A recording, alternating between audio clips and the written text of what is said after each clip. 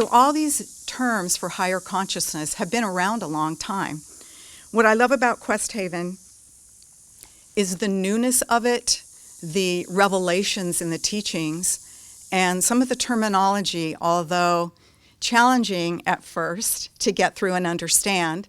I remember for me, one of the most transformative, beautiful words I'd ever heard in my life was the word Christing. And I heard that word, and if someone had said you could never speak another word again in your whole life except one, I would pick that word. Because, I mean, as our founder, Flower Newhouse, has said, when that word is spoken, it's heard throughout nature and the cosmos. There's a resonance to it, and you can feel it almost if you say it over and over. I don't even do it justice to say it's one of those words that, like, you'd have to say it like our founder. It's a Christing, and it carries like a melody. So the other term that I was introduced to recently with Questhaven and diving into the teachings was this term, primal consciousness. And I thought, second to Christing, that was one of the coolest, amazing words I'd ever heard. Especially studying psychology for so many years, I'd never heard that term. So I looked it up, and it's nowhere to be found. There's one person that has used it in the past, it's someone named D.H. Lawrence. Some of you may be aware of his writings.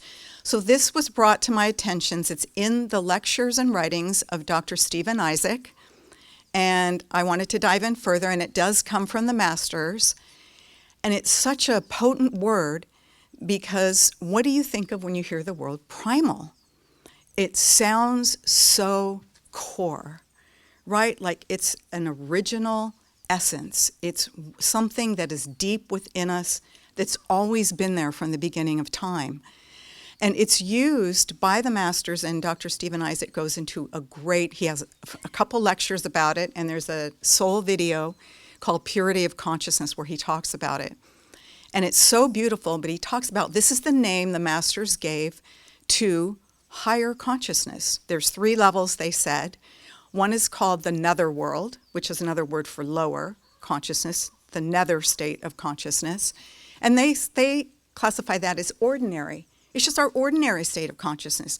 So we don't even have to get the ego all riled up that it's lower. Ego might accept, oh, you're just being ordinary. But your ego might say, I don't want to be ordinary. Take me up to it's just ordinary. It's just our human journey. It's ordinary. And that consciousness takes up a lot of our life.